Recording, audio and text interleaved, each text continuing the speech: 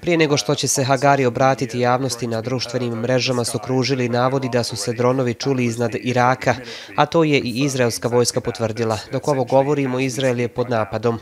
Znamo da avioni patroliraju iznad Izraela i da se Netanjahu sastaje sa ratnim kabinetom. Razmatraju i zatvaranje međunarodnog aerodroma Ben Gurion u Tel Avivu.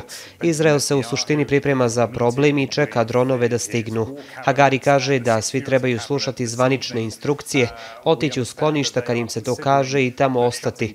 Htio se uvjeriti da su svi razumjeli da je izraelska zračna odbrana dobra, ali nijedna odbrana nije 100% sigurna, pa neki dronovi mogu proći i uzrokovati štetu.